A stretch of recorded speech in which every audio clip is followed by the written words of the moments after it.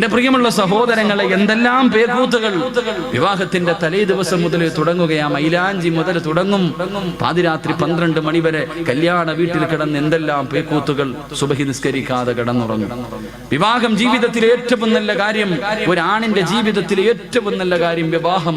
ആ സമയത്ത് അന്നത്തെ ദിവസം സുബഹിയില്ല, 7 മണി വരെ കിടന്ന് നല്ല ഉറക്കം. ശൈത്താൻ മൂക്കിനകത്തും വായിക്കാത്തും ചെവിക്കാത്തും മൂത്രം ഒഴിച്ചു കൊടുത്തിട്ടുണ്ട്. അതും കുടിച്ചിട്ടാ പെണ്ണ് കെട്ടാൻ പോണേ, അതും കുടിച്ചിട്ടാ പെണ്ണ് കെട്ടാൻ പോന്നേ. എന്നിട്ടോ പടച്ചവനെ എന്തെല്ലാം ആട്, എന്തെല്ലാം നിക്കാഹ്. പടച്ചവനെ വല്ലാത്തൊരവസ്ഥയാ. ഗാനമേള നടത്തുന്നവരുണ്ട്, എന്തെല്ലാം അനാചാരങ്ങളിലൂടെ വിവാഹം നടന്നു. അത് കഴിഞ്ഞാ പിന്നെ എഴുന്നള്ളത്തിന് വരുന്ന, അമ്പലത്തിൽ നിന്ന് പറയെടുക്കാൻ വരുന്ന ആനയെ കൊണ്ടുവരുന്നത് പോലെ പടച്ചവനെ വിവാഹ പെണ്ണും ചെറുക്കനും വരുന്ന ഒരു കാഴ്ചയുണ്ട്. ഘോഷയാത്രയല്ലേ, JCB-യിൽ കൊണ്ടുവരുന്നവരുണ്ട്, പെട്ടിലോ അതാ ചെറിയ ഓട്ടോയ്ക്കകത്ത് കൊണ്ടുവരുന്നവരുണ്ട്, സൈക്കിളിനകത്ത് കൊണ്ടുവരുന്നവരുണ്ട്, ചെണ്ടമേളം നടത്തിയിട്ട് പുതുമണവാളനെയും മണവാട്ടിയെയും കൊണ്ടുവരുന്നവരുണ്ട്. അല്ലാഹുവേ, പിന്നെ എല്ലാം കഴിഞ്ഞു, പാതിരാത്രി എത്തിക്കഴിഞ്ഞ ഭാര്യയും ഭർത്താവും മണിയറക്കകത്തേക്ക് കടന്നു പോകുമ്പോ ആ സമയത്ത് പോലും പടക്കം പൊട്ടിക്കാൻ കൂട്ടുകാരെന്ന് പറയുന്ന ഒരു വിഭാഗം കടന്നു വരുമ്പോ കുടുംബക്കാര് മുഴുവനും അതിന് സപ്പോർട്ട് ചെയ്ത് കൊടുക്കുമ്പോ എന്റെ പ്രിയമുള്ള ചെറുപ്പക്കാരാ, ഇല്ലടാ ഇല്ലടാ, നിന്റെ രക്തത്തിൽ നിനക്ക് നല്ല മക്കള് പിറക്കൂലടാ. എന്റെ പ്രിയമുള്ള മുസ്ലിം പെണ്ണ്, പൊന്നുമോളെ, നിന്റെ വയറ്റില് നല്ല മക്കള് പിറക്കൂല. നിനക്ക് ഗുണം ചെയ്യുന്ന മക്കളെ നിനക്ക് അല്ലാഹു തരൂല. കാരണം നിന്റെ വിഭാഗത്തിന് വന്നവര് മുഴുവനും തലയിൽ കൈവച്ചിട്ട് നിന്നെ ശപിച്ചിട്ടാ പോകുന്നത്. എന്റെ പ്രിയമുള്ള ചെറുപ്പക്കാരാ, മോനെ, ദീനുള്ള കുടുംബത്തിൽ നിന്ന് പെണ്ണ് കെട്ടണം. സ്വന്തം മക്കളെ കെട്ടിച്ചു കൊടുക്കുമ്പോ അവന് പണമുണ്ടോ എന്നല്ല ആദ്യമായി നോക്കേണ്ടത്, അവൻ അല്ലാഹുവിനെ പേടിയുണ്ടോ എന്ന് നോക്കണേ ചെറുപ്പക്കാരാ. എന്റെ പ്രിയമുള്ള പെങ്ങളെ, നൊന്ത് പ്രസവിച്ച പൊന്നുമോള്, 18 കൊല്ലം പൊന്നുപോലെ വളർത്തിയ നിന്റെ പൊന്നാര മകള് പടച്ചവനെ ഒരുത്തന്റെ കയ്യിലേക്ക് പിടിച്ചു കൊടുക്കുമ്പോ അവൻ അല്ലാഹുവിനെ പേടിയുള്ളവനാണോ, അവന് നിസ്കാരമുള്ളവനാണോ എന്നാണ് പെങ്ങളെ നോക്കേണ്ടത്. വിവാഹം എന്ന് പറഞ്ഞാൽ എങ്ങനെയെന്നറിയുമോ? മണവാളനും മണവാട്ടിയും എങ്ങനെയെന്നറിയുമോ? മഹാനായ നബി മുഹമ്മദ് മുസ്തഫ സല്ലല്ലാഹു അലൈഹി വസല്ലമ തങ്ങള് തന്റെ പ്രിയപ്പെട്ട പൊന്നാര മകളെ കെട്ടിച്ചു കൊടുത്തത് ആർക്കെന്നറിയുമോ? മഹാനായ സയ്യിദുനാ അലി ഇബ്നു അബീ ത്വാലിബ് റളിയല്ലാഹു തആല അൻഹു. ജോലി എന്തെന്നറിയുമോ? പടച്ചവനെ പുല്ല് വെട്ടിക്കെട്ട് ഒട്ടകമുള്ള മുതലാളിമാരുടെ വീട്ടിൽ കൊണ്ട് കൊടുത്തിട്ട് കിട്ടുന്ന ദിർഹം കൊണ്ട് കഴിയുന്ന പാവപ്പെട്ട അലിയാര് തങ്ങളോട് ഒരു ദിവസം അല്ലാഹുവിന്റെ റസൂല് ചോദിച്ചു, അലിയേ, ഫാത്തിമാനെ നിനക്കിഷ്ടമാണോ അലിയേ? എന്റെ പൊന്നുമോളെ നീ വിവാഹം കഴിക്കുമോ അലിയേ? അവസാനം എന്റെ പ്രിയമുള്ളവരെ വിവാഹം കഴിഞ്ഞു. പുതുമണവാട്ടി എന്ന് പറഞ്ഞാൽ ആരെന്നറിയുമോ? എന്റെ പ്രിയമുള്ള പെങ്ങളെ, വിവാഹം കഴിക്കുന്ന പെണ്ണെങ്ങനെ ആകണമെന്നറിയുമോ? അലിയാര് തങ്ങൾ അതിന്റെ മണവാട്ടിയായ ഫാത്തിമ ബീവി റളിയല്ലാഹു തആല അൻഹയുടെ കയ്യിൽ പിടിച്ചിട്ട് മണിയറക്കകത്തേക്ക് കടന്നു ചെല്ലുമ്പോ അതാ ഫാത്തിമ ബീവി മണിയറയിൽ കയറി അലിയാര് തങ്ങൾ കടത്തിച്ചു വെച്ചിരിക്കുന്ന, അലിയാര് തങ്ങൾ കത്തിച്ചു വെച്ചിരിക്കുന്ന വിളക്കങ്ങണയ്ക്കുകയാണ്. കത്തിച്ചു വെച്ചിരിക്കുന്ന വിളക്കങ്ങണച്ചു. അല്ലാഹുവേ, വീടിന്റെ കവാടമടഞ്ഞു. കുറെ സമയം കഴിയുമ്പോ വസമിഅനാ സൗതൻ ഹനീനാ, മണിയറക്കകത്തിരുന്നൊരു പൊട്ടിക്കരച്ചിൽ കേൾക്കുകയാണ്. ഒരു വല്ലാത്ത കരച്ചിൽ കേൾക്കുകയാ, ഒരു തേങ്ങല് കേൾക്കുകയാ. അലിയാര് തങ്ങൾ ചെന്ന് നോക്കുമ്പോ ഫാത്തിമ ബീവി റളിയല്ലാഹു തആല അൻഹ മണിയറക്കകത്തിരുന്ന് കരയുകയാണ്. അലിയാര് തങ്ങൾ ചോദിച്ചു, ഫാത്തിമ, എന്നെ ഇഷ്ടമായില്ലേ ഫാത്തിമ? നിന്റെ ഉപ്പയുടെ മുന്നിൽ മക്കയിലെ കോടീശ്വരന്മാര് വന്ന് കാത്തിരുന്നല്ലോ, നിന്നെ നിർബന്ധിച്ച് വിവാഹം കഴിച്ചതാണോ? ഫാത്തിമ ബീവി തന്റെ കൈയെടുത്തിട്ട് അലിയാര് തങ്ങളുടെ വാ പൊത്തിപ്പിടിച്ചിട്ട് അവിടെന്ന് പറഞ്ഞു, അലിയേ, എനിക്ക് നിങ്ങളെ വല്ലാത്ത ഇഷ്ടമാ. നിങ്ങളെ ഇഷ്ടപ്പെടാത്ത ആരെങ്കിലും ഉണ്ടോ ഫാലിയേ? അലിയാര് തങ്ങളെ ചോദിച്ചു, പിന്നെ എന്തിനാ കരയുന്നത്? അവിടെന്ന് പറഞ്ഞു കൊടുത്തു, അലിയേ, ഇന്ന് നമ്മുടെ ജീവിതത്തിന്റെ തുടക്കമാ, ഇന്ന് നമ്മുടെ അതിരാത്രിയ, ഹാജിറാ, ഇത് നമ്മുടെ മണിയറയാ. ഈ വീടിനകത്തേക്ക് കയറി വന്നപ്പോ കത്തിച്ചു വെച്ചിരിക്കുന്ന വിളക്കം കണച്ചപ്പോ ഈ മണിയറയ്ക്കകത്ത് വല്ലാത്ത ഇരുള് വന്നലിയേ. എനിക്ക് പെട്ടെന്ന് ഓർമ്മ വന്നത് എന്തെന്നറിയുമോ? ഇനി നമ്മൾ രണ്ടുപേരും പിരിയുന്ന ഒരു ദിവസമുണ്ടല്ലോ. ഈ ലോകത്തിൽ നിന്ന് നമ്മൾ രണ്ടുപേരും പിരിയുന്ന ഒരു ദിവസമുണ്ടല്ലോ. ഒരാള് ഭൂമിക്ക് മുകളിലും ഒരാള് 6 അടി മണ്ണിനകത്തും കിടക്കുന്ന ഒരു ദിവസമുണ്ടല്ലോ. 6 അടി മണ്ണിനകത്ത് വല്ലാത്ത ഇരുളാണല്ലോ അലിയേ. ആ ഖബറിനെ കുറിച്ച് എനിക്ക് പെട്ടെന്ന് ഓർമ്മ വന്നലിയേ. അവിടെയല്ലേ രക്ഷപ്പെടേണ്ടത്, അവിടമല്ലേ മണിയറയാക്കേണ്ടത്, ആ മണ്ണറയല്ലേ മണിയറയാക്കേണ്ടത്. അൽ ഖബറു അവ്വലു മിൻ മനാസിലിൽ ആഖിറ. ചിരിക്കുന്ന മുഖത്തോടെ മണിയറക്കകത്തേക്ക് കടന്നു വന്ന തന്റെ പ്രിയപ്പെട്ട ഭർത്താവിനോട് അതാ ഖബറിന്റെ ഏകാന്തതയെ കുറിച്ച്, അതിന്റെ ഇരുളിനെ കുറിച്ച്, അതിന്റെ അദാബിനെ കുറിച്ച്, അതാ കരകണ്ട ഖബറിനെ കുറിച്ച് പാതിരാത്രി മണിയറയുടെ രാത്രിയില് അതിരാത്രിയിലെ ഖബറിന്റെ ജീവിതത്തെ കുറിച്ച് ഓർമ്മപ്പെടുത്തിയിട്ട് തന്റെ പ്രിയപ്പെട്ട ഭർത്താവിന്റെ കണ്ണങ്ങ് നിറയുകയാ. അലിയാരിതങ്ങൾ മണിയറക്കകത്ത് നിന്ന് കരയുകയാണ്. ആ സമയത്ത് അലിയാരിതങ്ങളുടെ കയ്യിൽ പിടിച്ചിട്ട് കരഞ്ഞുകൊണ്ട് ഭാര്യ പറയുന്നു, അലിയേ നമ്മുടെ മണ്ണറ മണിയറയാക്കണ്ട്, നമ്മുടെ മണ്ണറ മണിയറയാക്കണ്ട്. അതുകൊണ്ട് അലിയേ ഇന്ന് രാത്രി നമുക്ക് നിസ്കരിക്കാം അലിയേ. ജീവിതത്തിന്റെ ഒരിക്കലും അവസാനിക്കാത്ത ജീവിതത്തിന്റെ തുടക്കമായ 6 അടി മണ്ണാണ് മണിയറയാക്കേണ്ടത്. അതിനകത്ത് സ്വർഗത്തിന്റെ കവാടം കാണണ്ടേ, അതിനകത്ത് സ്വർഗത്തിന്റെ പരിമളമടിക്കണ്ടേ, അതിനകത്ത് സ്വർഗത്തിന്റെ വിരിപ്പിന്റെ മുകളിൽ കിടന്നുറങ്ങണ്ടേ.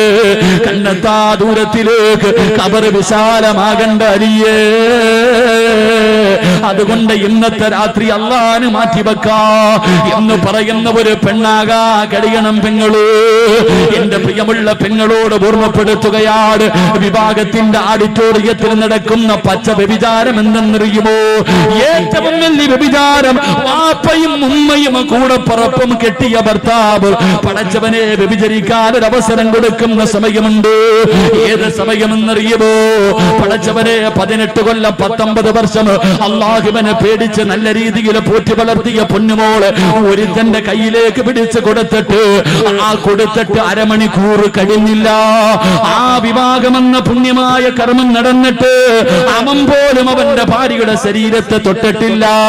പക്ഷേ വിവാഹത്തിന്റെ ഓഡിറ്റോറിയത്തിൽ ആ സ്വന്തം ഭാര്യയെ പിടിച്ചടുത്ത് നിർത്തിയിട്ട് കണ്ട കൂട്ടുകാരെന്ന് പറയുന്ന ഒരു വിഭാഗം ചെറുപ്പക്കാര്, അത് മുസ്ലിമാകട്ടെ അമുസ്ലിമാകട്ടെ, എന്റെ ഫ്രണ്ട്സ് ആണെന്ന് പറഞ്ഞ് കെട്ടിയ പെണ്ണിനെ കണ്ടവന്റെ നടുക്ക് നിർത്തിയിട്ട് സെൽഫി എടുക്കുന്ന എന്റെ പ്രിയപ്പെട്ട യുവത്വേ, നിന്ന് കൊടുക്കല്ലേ മോളെ, നിന്ന് കൊടുക്കല്ലേ മോളെ. നീ ഈമാനുള്ളവളാ, നീ ഈമാനുള്ളവളാ, അല്ലാഹുവിനെ പേടിച്ച് ജീവിച്ചവളാ. മഹദിയായ ഫാത്തിമ ബീവി റളിയല്ലാഹു തആല അൻഹാ പടച്ചവനെ മരിക്കുന്നതിന്റെ തലേ ദിവസം തന്റെ പ്രിയപ്പെട്ട ഭർത്താവിന്റെ മടിയിൽ കിടന്നിട്ട് അവിടുന്ന് ചോദിച്ചു, അലിയേ പോവുകയാലിയേ, പോവുകയാലിയേ, എനിക്കൊന്ന് പൊരുത്തം തരുവോ അലിയേ. അല്ലാഹുവേ, ഫാത്തിമ ബീവി റളിയല്ലാഹു തആല അൻഹാ അലിയാർ തങ്ങളോടൊരു വസിയത്ത് പറയുകയാ. എന്തേ വസിയത്ത് എന്നറിയുമോ? എന്തേ വസിയത്ത് എന്നറിയുമോ? ഞാൻ മരിച്ചു പോയാ പകൽ എന്നെ കൊണ്ടുപോയി കബറടക്കല്ല അലിയേ, രാത്രിയിലെ കബറടക്കാവോ? അലിയാര് തങ്ങള് ചോദിച്ച കാരണമെന്ത്? അലിയാര് തങ്ങള് ചോദിച്ച കാരണമെന്ത്? അവിടെന്ന് പറയുന്നു, അലിയേ എന്റെ ശരീരം നിങ്ങളല്ലാതെ ഇന്ന് വരെ ഒരു മനുഷ്യനും കണ്ടിട്ടില്ല അലിയേ. എന്നെ പകലാണ് കബറടക്കുന്നതെങ്കിൽ എന്റെ മയ്യത്ത് പൊതിയുന്നത്, എന്റെ മയ്യത്ത് ചുമക്കുന്നത്, എന്റെ മയ്യത്ത് കബറിൽ ഇറക്കി വെക്കുന്നത് അന്യപുരുഷന്മാരായിരിക്കുമല്ലോ അലിയേ. എന്നെ 3 കഷ്ടം വെള്ള തുണിയിൽ പൊതിഞ്ഞിട്ട് എന്റെ ശരീരം ഇങ്ങനെ കൊണ്ടുപോകുമ്പോ അവരെന്റെ ശരീരത്തിന്റെ വടിവ് കാണുമല്ലോ അലിയേ. അതുകൊണ്ട് രാത്രിയെ കബറടക്കാവൂ. പെണ്ണെന്ന് പറഞ്ഞാൽ അങ്ങനാ, പെണ്ണെന്ന് പറഞ്ഞാൽ അങ്ങനാ. ഉമ്മ മക്കളെ വളർത്തേണ്ടത് അങ്ങനാ, ചെറുപ്പക്കാരാ ഭാര്യ വളർത്തേണ്ടത് അങ്ങനാടാ. അല്ലാതെ കണ്ടവന്റെ കൂടെ പിടിച്ചു നിർത്തിയിട്ട് ഫോട്ടോ എടുക്കാറ്, പച്ച വ്യഭിചാരം നടത്താൻ അവസരം കൊടുക്കുന്നവര് നിനക്ക് നല്ല മക്കള് പിറക്കൂല, നിന്റെ കുടുംബത്തിൽ നല്ല മക്കള് ജനിക്കൂല. ഫാത്തിമ ബീവി റളിയല്ലാഹു തആല വിഭാഗത്തിന്റെ രാത്രിയിലെ ഖബറിനെ കുറിച്ച് ഓർമ്മപ്പെടുത്തിയ പ്രിയപ്പെട്ട ഭാര്യ, പടച്ചുറപ്പേ ഏത് വാപ്പയുടെ മകളാ, ഏത് വാപ്പയുടെ മകളാ. അല്ലാഹുവിന്റെ പ്രവാചകം തന്റെ ഭാര്യമാരിൽ ഏറ്റവും വയസ്സ് കുറഞ്ഞ ആയിഷ ബീവി റളിയല്ലാഹു തആല 18 വയസ്സുള്ള ആയിഷ ബീവിയുടെ നെഞ്ചത്ത് ചാരിക്കിടന്നിട്ട് റസൂലുള്ളാഹി പോവുകയാ. വാപ്പ ഭാര്യയുടെ മടിയിൽ കിടന്നു പോയി. അല്ലാഹുവേ പൊന്നുമോള് ഭർത്താവിന്റെ മടിയിൽ കിടന്നു പോവുകയാ. അതുകൊണ്ട് ചെറുപ്പക്കാരാ, റസൂലുള്ളാഹി പറയുന്നു, നിന്റെ വിവാഹം പള്ളിയിൽ വെച്ച് നടത്തണേ എന്ന് നബി മുഹമ്മദ് മുസ്തഫ സല്ലല്ലാഹു അലൈഹി വസല്ലം. അല്ലാഹു ഭാഗ്യം നൽകി അനുഗ്രഹിക്കുമാറാകട്ടെ. അല്ലാഹു ഭാഗ്യം നൽകി അനുഗ്രഹിക്കുമാറാകട്ടെ. ഇതിപ്പോ ബോറടിച്ചു തുടങ്ങിയ നിർത്താറായോ? ഇരിപ്പ് കണ്ടിട്ട് അങ്ങനെ തോന്നുന്നു. ഇൻഷാ അല്ലാഹ് ഒരു കുറച്ചു നേരം കൂടെ, ഒരു അരമണിക്കൂറോടെ ഞാൻ നിർത്തിയേക്കാം. ഒത്തിരി വെള്ളമെങ്കിലും താപ്പ പോകുന്നിടം വരെ പോകട്ടെ ഇൻഷാ അല്ലാഹ്. ഇനിയിപ്പോ തണുക്കായിത്തിരി നേരം വേണം ഇൻഷാ അല്ലാഹ്. അല്ലാഹു ഈമാൻ നൽകി അനുഗ്രഹിക്കുമാറാകട്ടെ. അപ്പൊ 3 എന്തായാലും മണിയറയിൽ ഇരുത്തിയിട്ട് പോകുന്നത് ശരിയല്ലല്ലോ, കുറച്ചുകൂടെ അങ്ങോട്ട് കടത്തി വിട്ടിട്ട് പോകാം. കല്യാണം കഴിഞ്ഞു, പെണ്ണുമാണ് മണിയറയിൽ കയറി. ഭാര്യയും ഭർത്താവും മണിയറയിൽ കയറി. മണിയറയിൽ കയറി കഴിയുമ്പോ പിന്നെ ഫസ്റ്റ് ചർച്ചകൾ തുടങ്ങി. പഴയ ചരിത്രങ്ങളൊക്കെ അങ്ങോട്ട് പറയും. അത് കഴിയുമ്പോ ഭർത്താവ് ഭാര്യയോട് ചോദിക്കും, എത്ര മക്കൾ വേണം? 3 എണ്ണം. 1 എഞ്ചിനീയർ, 1 കളക്ടർ, 1 MLA.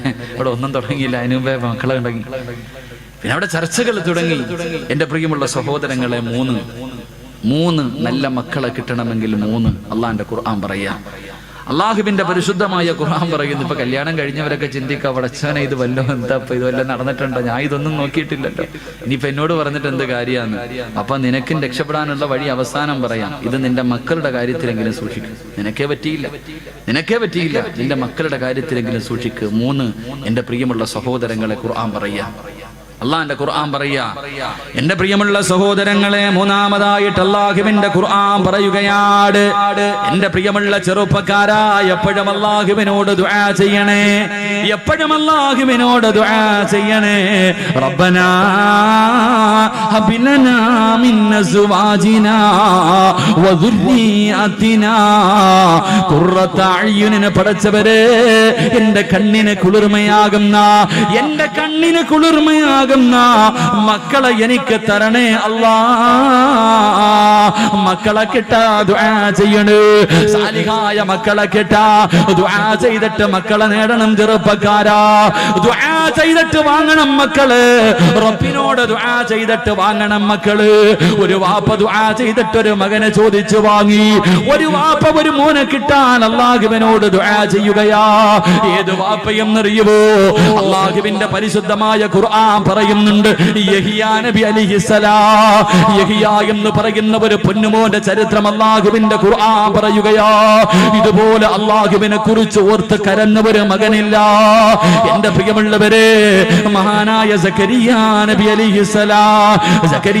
അലൈഹിസ്സലാം പടച്ചറപ്പേ, വിവാഹം കഴിഞ്ഞ് ഒരുപാട് കൊല്ലമായി, പടച്ചവനെ മക്കളില്ല. അതാ പ്രായമായി, ഒരുപാട് പ്രായമായി. ചരിത്രം പറയുന്നു 120 വയസ്സ്, ഭാര്യക്ക് 99 വയസ്സ്. സക്കരിയാ നബി അലൈഹിസ്സലാം അതാ നോക്കുമ്പോ മറിയമെന്ന് പറയുന്ന 9 വയസ്സുള്ള ഒരു പൊന്നുമോള് പടച്ചവന്റെ പള്ളിയുടെ മിഹ്റാബിനകത്തിരുന്ന് പഴങ്ങൾ കടിച്ചു കൊണ്ടിരിക്കുകയാ. ആ പഴങ്ങളൊന്നും ആ സമയത്ത് കിട്ടുന്നതല്ല, ആ സമയത്ത് കിട്ടുന്ന പഴങ്ങളല്ല. പക്ഷേ 9 വയസ്സുകാരിയുടെ മുന്നിൽ പഴങ്ങൾ ഇരിക്കുകയാണ്.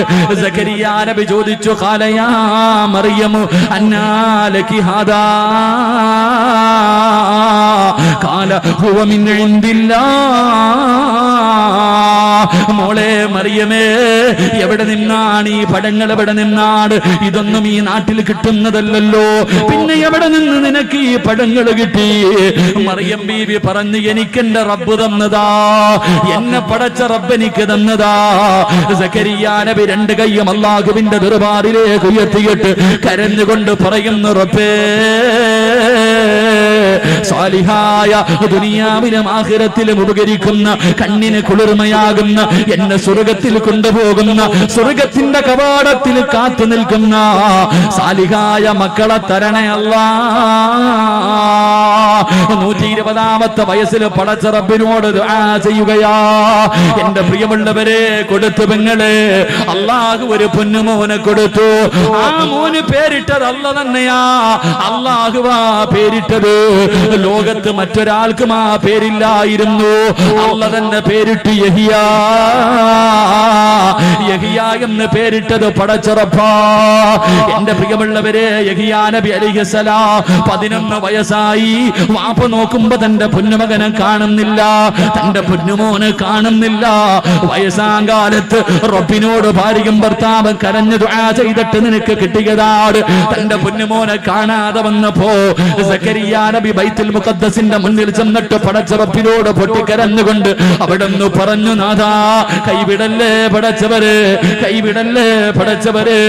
വയസ്സാം കാലത്ത് നീ നൽകിയ സമ്മാനമാണ് റബ്ബേ, എന്റെ പൊന്നുമോനെ തിരിച്ചു തരണേ പടച്ചവര്.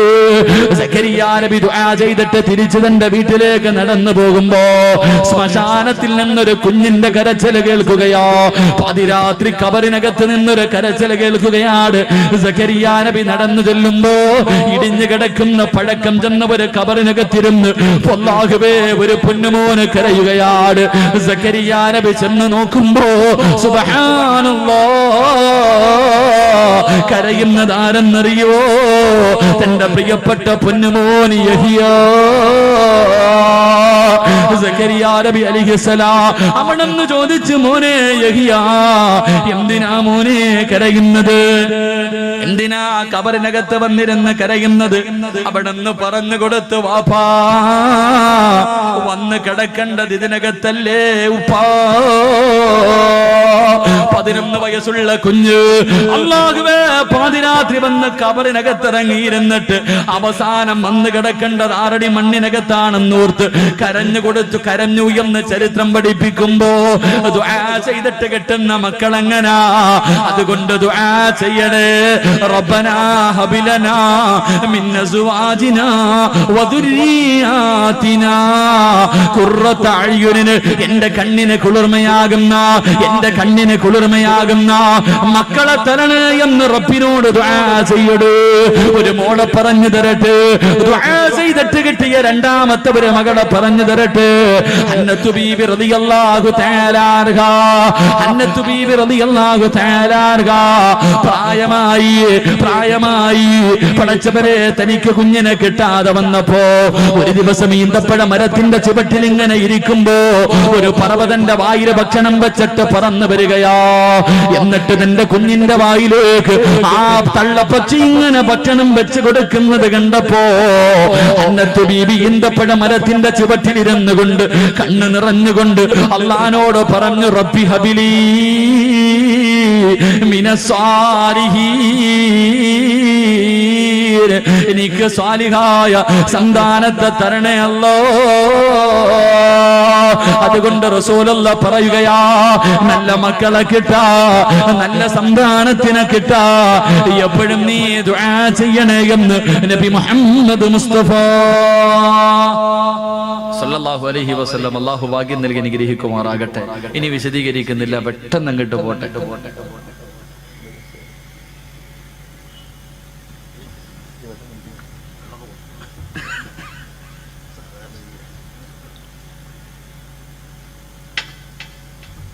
സംഘാടകർ ബക്കറ്റൊക്കെ എടുത്ത് വെച്ചില്ലേ, അവിടെ തന്നെ ഇരിക്കട്ടെ. അല്ലാഹു ബർക്കത്ത് ചെയ്യുമാറാകട്ടെ. അല്ലാഹു ബർക്കത്ത് ചെയ്യുമാറാകട്ടെ. പറമനുഷ്യന്മാരെ അല്ലാഹു ബർക്കത്ത് ചെയ്യുമാറാകട്ടെ. അല്ലാഹു നിങ്ങൾക്കും ബർക്കത്ത് നൽകുമാറാകട്ടെ. എൻ്റെ പ്രിയമുള്ള സഹോദരങ്ങളെ, വിവാഹം കഴിഞ്ഞു. മണിയറയിൽ ഭാര്യയും ഭർത്താവും ഇരുന്ന് ദുആ ചെയ്തു. പിന്നെ രണ്ടുപേരും കൂടെ ജീവിതത്തിലേക്ക് തുടങ്ങാം. ഞാൻ വിശദീകരിക്കുന്നില്ല, പിന്നെ അങ്ങോട്ട് VP സ്ഥാനം കൊണ്ട് പറയാൻ പറ്റും, അവളെ കൊണ്ട് കഴിയില്ല. എന്റെ പ്രിയമുള്ളവർ, അവിടെ നിന്ന് അങ്ങോട്ട് ജീവിതം തുടങ്ങുന്നു. അവിടെ നിന്ന് ജീവിതം തുടങ്ങുമ്പോൾ ഭർത്താവും ഭാര്യയും ശാരീരികമായി ബന്ധപ്പെടുന്നതിനും ഒരു നിയമമുണ്ട്. അത് പറയുന്നവന് കാപ്പി പോലും ഇല്ല അല്ലേ? കേൾക്കാൻ വന്നവർക്കൊക്കെ ചായ മാത്രമേ ഉള്ള, കടിയുണ്ടോ? ചായം കടിയൊക്കെ ഇല്ലേ? അൽഹംദുലില്ലാ, തിന്ന്. അല്ലാഹു സ്വർഗത്തിലെ ഭക്ഷണം നൽകി അനുഗ്രഹിക്കുമാറാകട്ടെ. അല്ലാഹു സ്വർഗത്തിലെ ഭക്ഷണം നൽകി അനുഗ്രഹിക്കുമാറാകട്ടെ. സ്വർഗത്തിൽ എല്ലാവർക്കും അല്ലാഹു ആദ്യമായിട്ട് തരുന്ന ഭക്ഷണം നമ്മൾ ആരും കഴിച്ചിട്ടില്ല. നമ്മൾ ആരും കഴിക്കാത്ത ഒരു ഭക്ഷണമാണ് അല്ലാഹു സ്വർഗത്തിൽ ആദ്യം കഴിക്കാൻ തരുന്നത്. അല്ലാഹു തിന്നാൻ യോഗം നൽകി അനുഗ്രഹിക്കുമാറാകട്ടെ. ഏത് ഭക്ഷണമാ? ഏത് ഭക്ഷണമാ അറിയില്ല?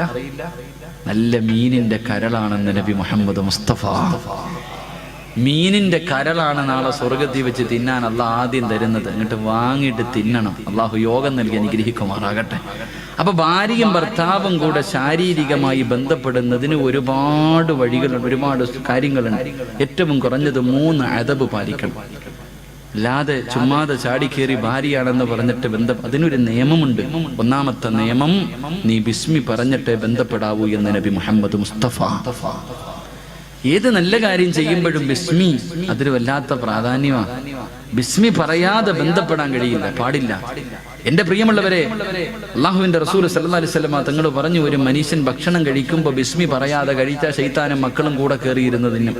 അങ്ങനെ ബിസ്മി പറയാതെ ഭക്ഷണം കഴിച്ചാൽ ശൈത്താനും മക്കളും കൂടെ കയറിയിരുന്ന പ്ലേറ്റ് വാരി തിന്നും. ഇതുപോലെ തന്നെ ഭാര്യയുമായി ബന്ധപ്പെടുന്ന സമയത്ത് നീ ബിസ്മി പറഞ്ഞില്ലെങ്കിൽ ശൈത്താനും നിന്റെ കൂടെ കൂടും. അല്ലാഹു കാക്കുമാറാകട്ടെ, അല്ലാഹു കാക്കുമാറാകട്ടെ. 2 ബന്ധപ്പെടുന്ന സമയത്ത് പറയാൻ റസൂലുള്ള ഒരു ദുആ പറഞ്ഞു തന്നിട്ടുണ്ട്. ഭാര്യയും ഭർത്താവും ബന്ധപ്പെടുന്ന സമയത്ത് പറയാൻ ഒരു ദുആ തന്നെയുണ്ട്. അത് പിന്നെ നിങ്ങൾക്കറിയാം, ഞാൻ പറഞ്ഞു തരേണ്ട കാര്യമില്ല. 3 ഭാര്യയും ഭർത്താവും ബന്ധപ്പെടുമ്പോൾ നിങ്ങളുടെ ഔറത്തുകൾ പരസ്പരം കാണാൻ പാടില്ലെന്ന് നബി മുഹമ്മദ് മുസ്തഫ. നബി മുഹമ്മദ് മുസ്തഫ. ഉസ്താദെ, ഞാൻ കെട്ടിയ പെണ്ണുമ്പിള്ളയുടെ ഔറത്ത് എനിക്ക് കണ്ടുകൂടെ? അതാ ചിന്തിക്കേണ്ടത്. ഭാര്യയും ഭർത്താവും ബന്ധപ്പെടുന്ന സമയത്ത് പോലും അവരുടെ ഔറത്ത് കഴിവിന്റെ പരമാവധി കാണാതിരിക്കാൻ പരിശ്രമിക്കാം. കണ്ണുകളില്ലാത്തതാ. അല്ലാഹു നമ്മളെ കാക്കുമാറാകട്ടെ. അപ്പൊ ഞാൻ വിശദീകരിക്കുന്നില്ല. ഭാര്യയും അവിടെ 3-ാമത്തെ കാര്യം. 4-ാമത്തെ കാര്യം, ഭാര്യയും ഭർത്താവും ബന്ധപ്പെടുന്ന സമയം ഇന്നമൽ അഅ്മാലു ബിന്നിയാത്ത്. ഒരു മനുഷ്യന്റെ നീയത്തിന് പ്രാധാന്യം ഉണ്ടെന്ന്. ഇപ്പൊ ഭാര്യയും ഭർത്താവും ശാരീരികമായി ബന്ധപ്പെടുമ്പോ പറയും, ഇപ്പോഴെങ്കിലും മക്കള് വേണ്ട എന്ന മനസ്സോടാ ബന്ധപ്പെടുന്നു. പെണ്ണ് പറയണത് എനിക്ക് ഇപ്പോഴെങ്കിലും വേണ്ട, ഇനിയിപ്പോ എങ്ങനെ ലോട്ടറി അടിക്കണ പോലെ കിട്ടിക്കഴിഞ്ഞാൽ പിന്നെ മനസ്സിനകത്ത് കിട്ടി. ഭർത്താവ് പറയും, എന്തായാലും കിട്ടിയില്ല, ഇനി കൊല്ലണ്ട. ഇങ്ങനെ കിട്ടുന്ന മക്കൾ അല്ലേ? ഭാര്യ ബന്ധപ്പെടുമ്പോഴേ എനിക്ക് ഇപ്പോഴേ മക്കള് വേണ്ടാന്ന് പറഞ്ഞിട്ടാ ബന്ധപ്പെടുന്നത്. ഇനി അബദ്ധത്തിൽ എങ്ങാനും കിട്ടിപ്പോയാൽ ഭർത്താവ് പറയും, ഇനിയിപ്പോ കൊല്ലാൻ പറ്റുമോ? സഹിക്ക്. ഗർഭം വയറ്റി ചുമന്നുകൊണ്ട് നടക്കുമ്പോഴും മനസ്സില്ലാ മനസ്സോടെ കൊണ്ടടക്കണേ. പിന്നെ എങ്ങനെ നന്നാവും മക്കളെ, എന്റെ മക്കൾ? അല്ലാഹു കാക്കുമാറാകട്ടെ. അപ്പം ഭാര്യയുടെയും ഭർത്താവും വിവാഹമെല്ലാം കഴിഞ്ഞു. എന്റെ പ്രിയമുള്ള സഹോദരങ്ങളെ, പിന്നെ കാണുമ്പോൾ 1 മാസം കഴിഞ്ഞു അല്ലെങ്കിൽ 2 മാസം കഴിഞ്ഞു, പിന്നെ എല്ലാവരും ചോദിക്കുന്ന ഒരു ചോദ്യമുണ്ട്. എന്താ ചോദ്യം? ഇങ്ങോട്ട് നോക്ക്. എല്ലാരും ചോദിക്കുന്ന ഒരു ചോദ്യമുണ്ട്. എന്താ ചോദ്യം? വിശേഷമായില്ലേ? ഈ ചോദ്യം വല്ലാത്തൊരു ചോദ്യമാണ്. അവർക്ക് പിന്നെ ചില ആൾക്കാർ ഇത് ചോദിക്കാൻ വേണ്ടി അള്ളാഹു സൃഷ്ടിച്ചിട്ടുണ്ട്. അങ്ങനെ ഒരു വിഭാഗമുണ്ട്. വിവാഹം കഴിഞ്ഞാൽ പിന്നെ ചോദിക്കും. എന്റെ പ്രിയമുള്ള സഹോദരങ്ങളെ, തന്റെ പ്രിയപ്പെട്ട ഭർത്താവും ഭാര്യയും വിവാഹം കഴിഞ്ഞു. ചെറുപ്പക്കാരൻ ചിരിക്കുന്ന മുഖത്തോടെ റബ്ബേ കടയിലേക്ക് വെളിയിലേക്ക് പോയതാണ്. മാറ്റുപുഴയിലോ ചെറുവട്ടൂരോ പെരുമ്പാവൂരോ എവിടെയോ തനിക്ക് അധ്വാനിക്കാൻ ജോലിക്ക് വേണ്ടി കടന്നുപോയി. പെട്ടെന്ന് ഫോണിൽ ഒരു കോള് വരികയാ. ഭാര്യ വിളിച്ചിട്ട് പറയുന്നു, ഇക്കാ എത്രയും പെട്ടെന്ന് വീട്ടിലേക്ക് വരട്, എത്രയും പെട്ടെന്ന് വീട്ടിലേക്ക് വരട്. ഭർത്താവ് ചോദിച്ചു, എന്ത് പെണ്ണ്? ഒന്നും പറയുന്നില്ല, നിങ്ങളെ എനിക്ക് കാണണം, പെട്ടെന്ന് വീട്ടിലേക്ക് വരണം. അല്ലാഹുവേ, ബൈക്കെടുത്തിട്ട് ഓടുകയാണ്. ബൈക്കെടുത്തിട്ട് പെട്ടെന്ന് ചെറുവട്ടൂരിൽ നിന്ന് പെരുമ്പാവൂരിൽ നിന്ന് മൂവാറ്റുപുഴയിൽ നിന്ന് വീട്ടിലെന്തോ അത്യാഗതം സംഭവിച്ചതുപോലെ പെട്ടെന്ന് ഭർത്താവ് വീട്ടിലേക്ക് കടന്നു വരുമ്പോ ചിരിക്കുന്ന മുഖത്തോടെ ഭാര്യ വീടിന്റെ കവാടത്തിൽ നിൽക്കുന്നുണ്ട്. ഭർത്താവ് ചോദിച്ചു, എന്തിനാ വിളിച്ചത്? എന്തിനാ പെണ്ണെ വിളിച്ചത്? അവള് ചിരിക്കുന്നുണ്ട്, നാണം കുടുങ്ങി നിൽക്കുന്നുണ്ട്, ഒന്നും മിണ്ടുന്നില്ല. അവസാനം പുതുമണവാട്ടി പറയും, ഉമ്മയോട് ചോദിക്കാറ്. ചെറുപ്പക്കാരൻ അടുക്കളയിൽ ചെന്നിട്ട്, ഉമ്മാ എന്റെ ഉമ്മ ഫോൺ വിളിച്ചത്? ആ സമയത്ത് ഉമ്മ പറയുന്നു, മോനെ അവൾക്ക് വിശേഷമുണ്ടടാ, നിന്റെ ഭാര്യ ഗർഭിണിയാ. ഈ ഒരു മറുപടി നമ്മൾ എത്രയോ പേര് കേട്ടവരാ. ഈ ഒരു മറുപടി നമ്മൾ എത്ര പേരോ കേട്ടവരാ.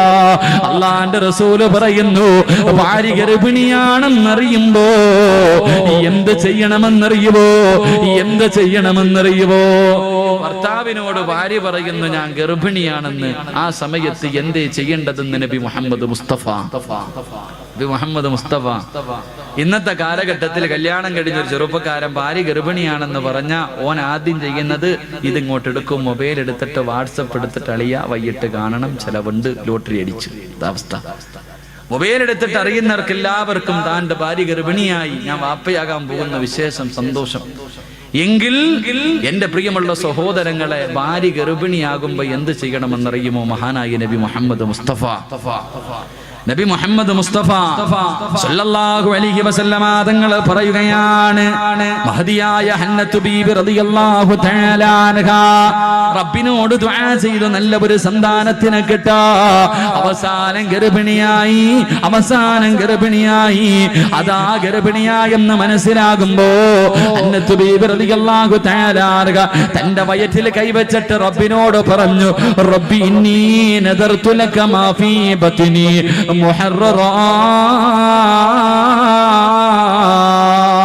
ഗർഭിണിയാണെന്നറിഞ്ഞപ്പോ ഹന്നത്തു ബീബി അല്ലാഹുവോട് പറഞ്ഞു, അല്ലാ, എന്റെ വയറ്റിൽ കിടക്കുന്ന കുഞ്ഞിന് ഞാൻ പള്ളിക്ക് നേർച്ച ചെയ്തിരിക്കുന്നു റബ്ബേ. എന്റെ പ്രിയമുള്ള പെങ്ങളെ, ഖുർആനിൽ ഒരു സൂറത്തിന്റെ പേരെന്തെന്നറിയുമോ? ഒരു സൂറത്തിന്റെ പേര് തന്നെ മറിയമെന്നാ. അല്ലാഹു പറഞ്ഞു, മറിയമിനെ കണ്ടുപഠിക്കണം. എന്റെ പ്രിയപ്പെട്ട ലോകത്തുള്ള സർവ്വ മുസ്ലിമീ പെണ്ണുങ്ങളോട് അള്ളാന്റെ ഖുർആൻ പറഞ്ഞു, രണ്ട് പെണ്ണുങ്ങളെ നീ റോൾ മോഡാക്കണം. സീരിയൽ നടിമാരെയല്ല, സിനിമാ നായികമാരെയല്ല, നീ ജീവിതത്തിൽ കണ്ടുപഠിക്കേണ്ടത് രണ്ട് പെണ്ണുങ്ങളെയാ. രണ്ട് പാവപ്പെട്ട പെൺകുട്ടികളെ നീ കണ്ടുപഠിക്കണം. രണ്ട് പെണ്ണുങ്ങളെ പോലെ നീ ആകാൻ പാടില്ല. ഒന്നാമത്തെ പെണ്ണ് മഹദി ആസിയ, ഫിർഔനിന്റെ ഭാര്യയായ ആസിയ ബീവി മരിക്കുന്ന സമയത്ത് ബൈതം ഫിൽ ജന്ന, എനിക്ക് സ്വർഗത്തിൽ ഒരു കൊട്ടാരം തരണേ അല്ലോ എന്ന് ചോദിച്ചിട്ട് പോയ ആസിയ, നാളെ സ്വർഗത്തിൽ അല്ലാഹുവിന്റെ റസൂൽ വിവാഹം കഴിക്കുന്ന ആസിയ. രണ്ട് മഹദിയായ മറിയം ബീബി റളിയല്ലാഹു തആല അൻഹാ, ഈസാ നബിയുടെ പറ്റുമ്മ മറിയം ബീബി റളിയല്ലാഹു തആല അൻഹാ ദുആ ചെയ്തിട്ട് വാങ്ങിയ മോളാ മോള്. അല്ലാഹുവേ, ഉമ്മ ദുആ ചെയ്തിട്ട് നേടിയെടുത്ത പൊന്നുമോളാ. അതുകൊണ്ട് ചെറുപ്പക്കാരാ, നിന്റെ ഭാര്യ ഗർഭിണിയാണെന്നറിഞ്ഞ നീ പറയേണ്ടത് എന്തെന്നറിയുമോ? വലമ്മാ അസ്കർത ദഅവല്ലാഹ റബ്ബഹുമാ ലഇൻ അതൈതനാ സ്വാലിഹാ വനകൂന മിനസ്സാകിരീൻ. ഭാര്യയുടെ വയറ്റിൽ കൈവച്ചിട്ട്, ഭർത്താവ് ഗൾഫിലാണെങ്കിൽ പെണ്ണ് നീ നിന്റെ വയറ്റിൽ കൈവച്ചിട്ട് അല്ലാഹുവോട് പറയണമല്ലാ, ഇതിനെ ദുനിയാവിലും ആഖിറത്തിലും ഉപകരിക്കുന്നതാക്കി തരണേ അല്ലാ, ഇതിനെ സാലിഹാക്കണേ അല്ലാ, ഇതിനെ സാലിഹാക്കണേ അല്ലാ, ഇതിനെ ഹാഫിളാക്കണേ അല്ലാ, ഇതിനെ ആലിമാക്കണേ അല്ലാ, ഇതിനെ ആബിദാക്കണേ അല്ലാ. എന്നിട്ട് പറയണം, വനകൂന മിനസ്സാകിരീൻ, ഇതിനെ സ്വാലിഹാക്കി തന്ന ഞാൻ നിന്നോട് നന്ദിയുള്ള അടിമയാകുമല്ലോ. അതുകൊണ്ട് ഭാര്യ ഗർഭിണിയാകുമ്പോ യദൂലഹു ഔലാദൻ സാലിഹാ എന്ന് ദുആ ചെയ്യണേ എന്ന് ആദരമായ പ്രവാചകൻ നബി മുഹമ്മദ് മുസ്തഫ സല്ലല്ലാഹു അലൈഹി വസല്ലം. അല്ലാഹു സാലിഹായ മക്കളെ നൽകി അനുഗ്രഹിക്കുമാറാകട്ടെ. അല്ലാഹു സാലിഹായ മക്കളെ നൽകി അനുഗ്രഹിക്കുമാറാകട്ടെ. എൻ്റെ പ്രിയമുള്ള സഹോദരങ്ങളെ, മൂന്ന് കാര്യമായി. നാലാമത്തെ കാര്യം, എന്തായാലും ഗർഭിണിയായില്ലേ, ഒരല്പം കൂടെ നിർത്തിയിട്ട് പ്രസവം വരെ പറഞ്ഞിട്ട് നിർത്താം.